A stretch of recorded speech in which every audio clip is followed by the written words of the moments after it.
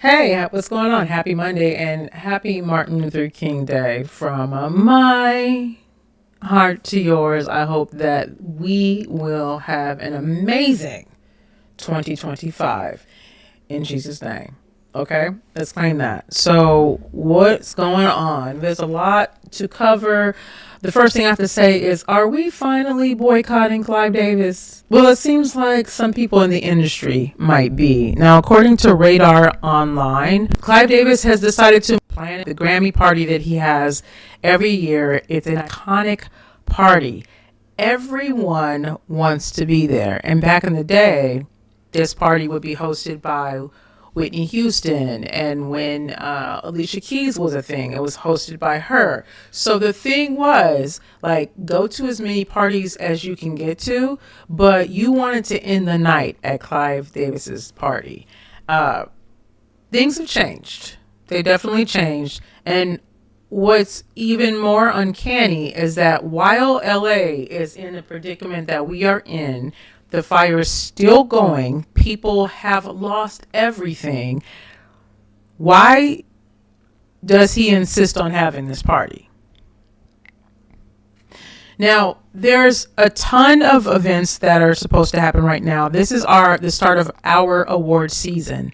And the SAG Awards canceled their in-person announcements.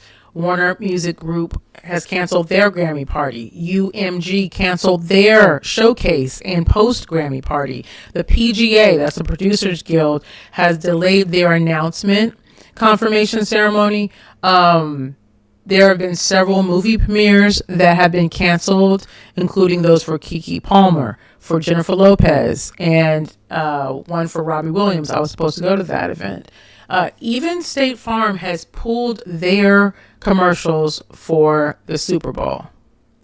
Read the room. So A-listers are turning down the invites, okay? And for some reason, folks that are close to Clive Davis say that he just refuses to change his mind on it. One person said that he didn't cancel a party when Whitney Houston's body was literally upstairs in the same hotel. I remember it happening, and I didn't realize it happened at the same time, right? So another person said, well, why would anyone expect him to show any restraint now because of that? And another person said that this isn't a time for champagne or caviar. It's a time for solidarity and not self-congratulation. So I think it's interesting that, that he has decided just to move forward. I don't know if he's out of touch. The last time we saw him, a paparazzi asked him a question about, P. Diddy, and he acted like he didn't know what was going on. Any comments about Diddy? He credits you as one of his mentors. So it could be an issue of age. Maybe there's some sort of cognitive decline where he's just above any of these other topics that we're talking about, but it's not looking good for him. And I think that anyone that attends that party is going to be ridiculed. So if you get an invite, you should probably decline too. Folks found out, I found out through Shade Room, that TikTok threw a pre-inauguration party for Trump yesterday. How did they do that, right? Like, they went down the day before, and 15 hours later, they came back up. Well, it looks like this was all a part of a ruse. That this whole thing, this whole TikTok banning and coming back up, and thank you, Trump message and all that kind of stuff, was pretty much a publicity stunt. I think some people called it, but I don't think that we knew to the extent that they would try to fool everyone. And there's a lot of people that feel a way about this.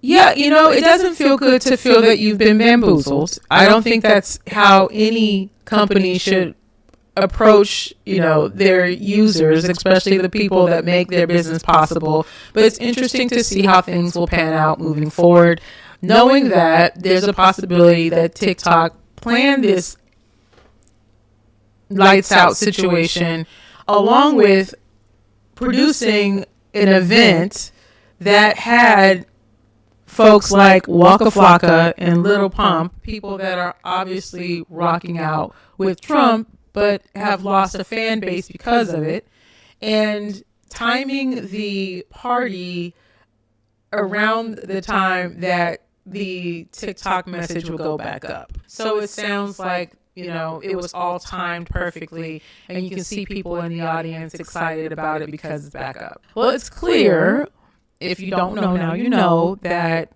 with all of the members of the oligarchy that were on the front row of the inauguration, that our social media companies, tech companies, are pretty much in bed with right-wing politics. The only social media platform that probably doesn't fit that scenario is Blue Sky. And it's because they're probably not that big. This is what Donald Trump does, okay? He starts the problem, and then he saves the problem when it is convenient for him. So we all know that the reason why this TikTok ban was, even a thing is because in 2020, he made it a thing. And now, one day before the inauguration, he's gonna save it. Lest we forget that the inauguration is tomorrow, and he's going to name drop it. How much do you want to bet he's gonna say, I saved TikTok for 170 million users?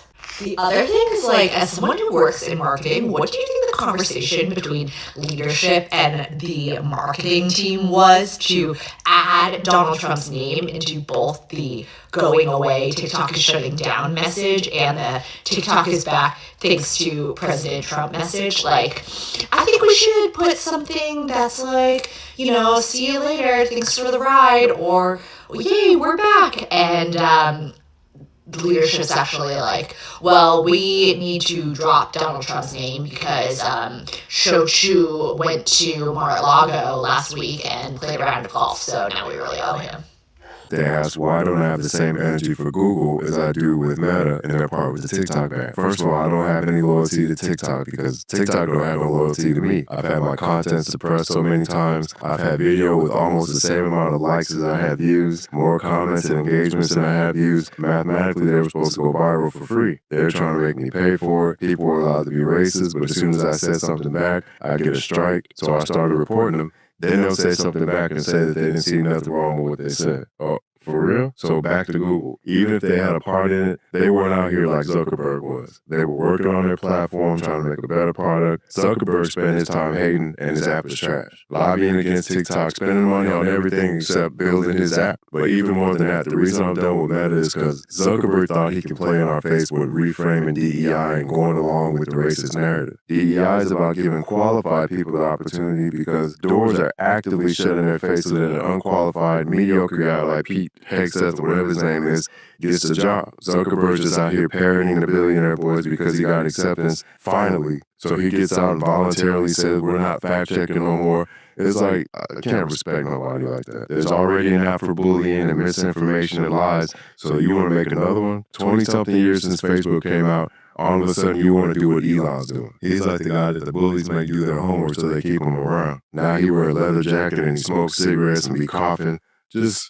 Anyway, back to Google. Even if Google had a part, business is war and they don't fight fair. That's why we're supposed to have a government that keeps businesses in check. But as y'all know, our government is corrupt. The politicians are weak. So a business is going to do what a business is going to do if the business is allowed to do it. But Zuckerberg was doing too much. So for those reasons, I'm still using YouTube at Uso for my business stuff, my Tolana for some language stuff, and everyday stuff I'm really liking Blue Sky at Uso. Trump's tax plans were just released for his presidency, and would you look at that? For the poorest 20% of people on the left side right there, taxes are going to increase. In fact, for the next poorest 20% of people, taxes are going to increase. And even more so, for the next poorest 20% of people, so the poorest 60% of people, taxes are increasing. Move my head down so you can see a little bit. For the fourth most, so this is the 80th percentile, taxes are increasing. And one more for you, the next 15%, taxes are increasing. So for 95% of people, the 95 poorest percent of people, taxes are increasing. And then, of course, for the next 4% and the richest 1%, there's a massive tax cut. So if you make less than $28,000 a year right now, you're going to owe more taxes. But also if you make less than $360,000 a year right now, You're going to owe more taxes. But once you hit that 360,000 threshold, you're good. You're fine. No, you get a tax cut. Very interesting. No comment. Just very interesting. Everything's real fishy. My ADHD brain is connecting the little dots. Shu's account no longer says CEO of TikTok. Any of your larger view videos you can't put private anymore. There's weird ads and the algorithm's a little bit different. So what my tinfoil ADHD hat thinks happens is they shut the servers down in the middle of the night, gutted out any information, data, algorithm stuff that was priceless to them, set up a false version like cardboard fake algorithm of the algorithm that was already in place, made a deal with the devil and sold the company, along with the rights to all of our videos that were already still up. So now we probably no longer own the videos that were still in place during the ban. And now the new owner has all of our data, all of our information, all of our video stuff without us having the old algorithm. And they're letting Trump sign his name on it as like a victory. So he can take all of the credit for saving everything. Like, we might all be back, but like, it's not back. They just grabbed their suitcase of valuable information, left, handed over the key, took the money, and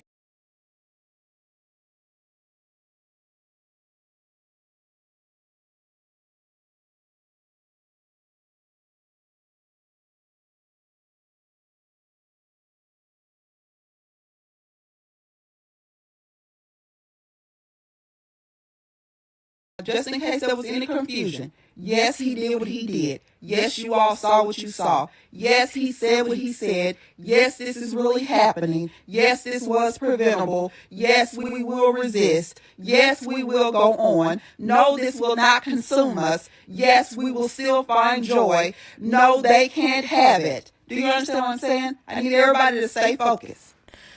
The fallout is clear on the internet. And my question towards the Shade Room, though, they've always had some sort of, they've always been, ridiculed in this way. Like, are they for the people? Are they here to serve African Americans? It's always unclear what they're really about, to be honest with you.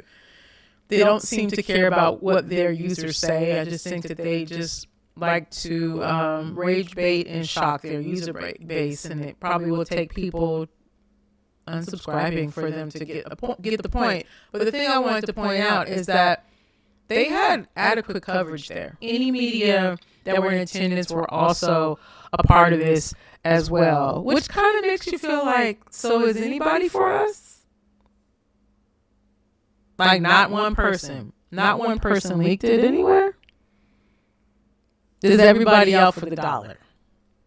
Should I be trying to change my stuff up too? It's the question, right? Like, what I tell y'all? I don't know. With that being said, I feel like TikTok deceived their user base. I feel like there's something going on with Facebook and Meta and TikTok with the emergence of notifications that you can now link your TikTok to your Facebook, and others stating there might be some sort of commingling with the data on the back end. All we know now is that Trump is very much interested in some sort of economic gain by owning 50% of TikTok. Now it's a lucrative venture that he wants to pursue, and we'll see how this plays out. It's still not currently available on the App Store. Neither is CapCut, so it's not completely gone yet. But I don't know if you've noticed this, but I feel like some things have changed. Some things are a bit different, and I'm keeping a watchful eye on what's going on over there. I'm not letting my guard down. With that being said, we have two more stories. The tapes. Oh, the Diddy tapes. So, according to TMZ, the 9 tapes that Cassie gave to the court that claimed that they were freak-off videos, the government is using those against him, but his team say they actually prove his innocence. They took a look at the tapes and they said there's no minors, there's no coercion, there are no celebrities, there are no group activities, no tunnels, none of the things that we hear reported quite often. No baby oil. It just seems like 2 consenting adults. We haven't seen the tape, so we don't know what's on them, but they're claiming that this just proves that everything that what's being said is not real in this particular case, and that he should be able to go scot-free.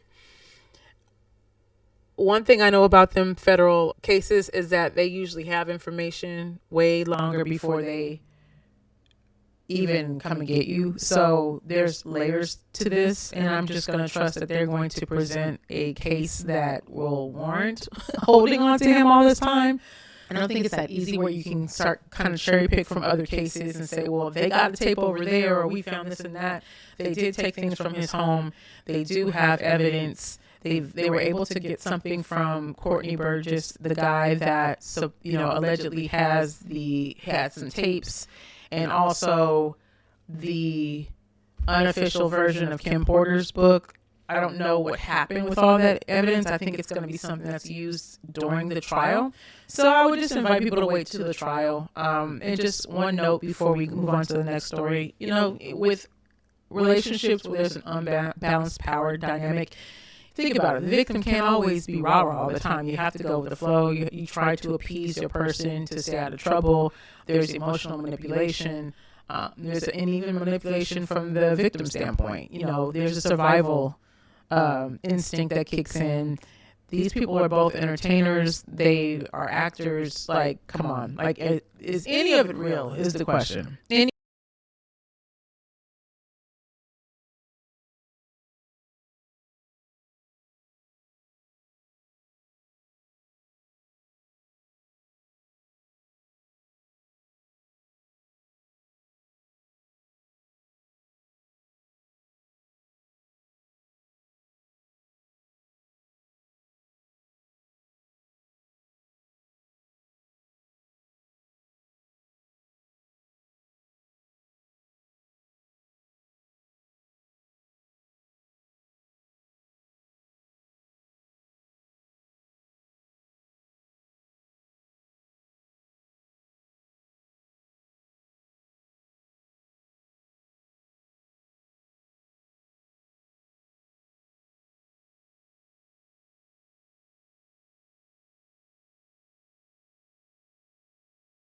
Thing about them as a couple. I did see DJ Twitch on Ellen, and I thought he was cool. I thought he could dance well, and I do remember this odd couple where the guy can dance really good, and there'd be like goofy pots over there like, okay. I didn't even know she was a real dancer. So that's how much I didn't know. With that being said, I wanted to talk about the NDA. The NDA is messed up. If you don't know this, then come closer so we can talk about it.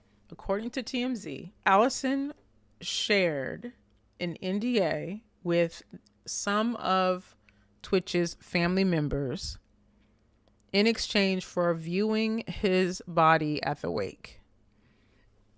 She states that, let me preface this, in an excerpt from her book, she describes a disagreement over an African American tradition of displaying an open casket and taking photographs, period. I've been an African American for a very long time. I've never heard anyone state that this is a tradition. I've never read anything.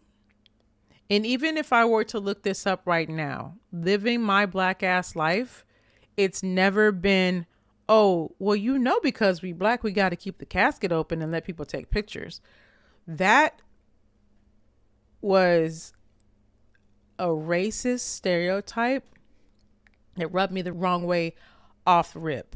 And the fact that US Weekly reprinted that verbatim without offering a disclaimer stating that these are the views of Allison or anything, it was almost presented in fact, as a fact rather, because the next sentence was something to the effect of, I thought that it was obviously unacceptable, as though you processed this information. Well, the blacks wanted to display his body and allow people to take pictures. And I thought, this is unacceptable. I'm rejecting that tradition. And I now have to lawyer up and protect the interests of my children.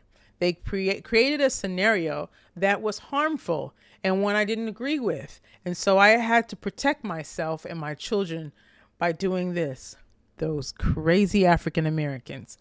It was even stated by those who attended that when they went to the funeral, that it was split down the middle, blacks on one side, whites on the other side, that the people were not interacting at all, and that it was cold and it felt soulless. Just throwing that in there. I do not have any proof that the family said, well, it's an African American tradition to keep it. They have not actually come out to defend themselves, and I think that they should, because I was just like, if that was me, we would be sitting on somebody's couch that next day, and we would get her together. Now, I don't understand why other ideas were not considered. Security guards, phone collection, one-on-one moments of mourning. Like, there were so many other areas that we could have gone, but she used this as an opportunity to position herself as the only person that can make money off of talking about Twitch. In the NDA, she said that if anybody does an interview, writes a book, sells a t-shirt, anything that will pay you any money based off of my husband's life, I'm going to get that money. And some people actually sign this just to be able to view his body, just to be able to say goodbye. I mean, yeah, that's love, right? But two, they had no idea that she was planning to do the very thing that she didn't want them to do. So she has been on a media tour right now promoting her memoir that comes out on the 4th of February. But she's saying that the money that she makes off of this, the proceeds don't go directly to her. They go to her foundation. Pause. It's also written in that US Weekly interview, and it's kind of like obscure, that someone said, well, what about you? And then she said, of course, implying that she may have signed that NDA as well. So if she did sign that NDA, then I feel like, and I'm not an attorney, but I feel like she may have broken it herself because she is going to benefit monetarily. I think it would take a really good attorney to at least argue the fact that even though it's indirect via foundation, is still a monetary benefit. And the reason why I say indirect is because if I create a foundation, I still need to pay myself. I need a salary. And if I need to run a business, then I have expenses. We got to spend that money too. And if I got to let people know about it, I got to promote the business. Hey, guess what? This is what we're doing over here. And guess what else? Because it's a nonprofit, I also get tax exemptions. So you do benefit. A few months ago, Naomi Campbell was bopped on her head because she was dipping in the foundation funds. You know how many years she's probably been doing that? This is in the rich person's playbook. I know regular people that have foundations and nonprofits and that sort of thing, and they live great lives because of it. They're also helping people too, but I'm just talking about the money aspect of it. You know what I mean? So like, don't get your panties in a bunch. Don't get upset, right? Don't get upset. But this right here is an indirect way of a tricky way for her to make money. I think the NDA is broken, but y'all need to talk to an attorney, just like y'all should have talked to an attorney the day she ran up there and did what she did. You probably didn't have time. You probably felt stressed. I don't know what I would do in that situation. I probably would have signed it so I could say goodbye to my son. I don't know. But I also think that I would have been down at the damn funeral, like, let me see my son right now before I burn this thing down. It would be something crazy. I wouldn't be so docile. But these are some good people. They're very professional people, and they've been standing by watching her do this, and now they're starting to finally say something, and I'm happy to hear and to join the group of people to help amplify messages that other people are putting out there. So shouts out to all the people. I'm trying to think of her name. Without a Crystal Ball, she has been instrumental with sharing information. I keep throwing her name out there because I'm getting the information from her research. So she's really awesome for that. The last thing I will say for the family, y'all need counsel. Y'all need to go talk to somebody. I think it's really easy to see that she's calculated and she's moving and she don't care nothing about you guys and your son's name. But I would start a foundation. I would. He is your child. You know so much more about him than she does. I would tell his story from the very beginning, and I would do it slowly. I would do it in layers, in very thin layers. And I would take every cent of that and I would route it through the Stephen Twitch Boss Foundation for kids that can dance good. And I would pay myself an adequate wage and promote this business with the funds that come through and share with anybody that will want to know about my son. I would share pictures. I would share artwork from school. I would go layer by layer. It'd be week to week. And she would sit there and she would die every single time.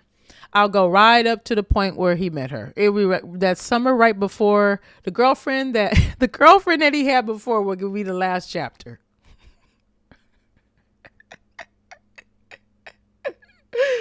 Oh Lord. Anyway, oh my gosh. So I appreciate you guys tuning in. We're gonna do this every single day, sometimes a couple times a day, depending on what's going on. I'm not doing anything on the inauguration.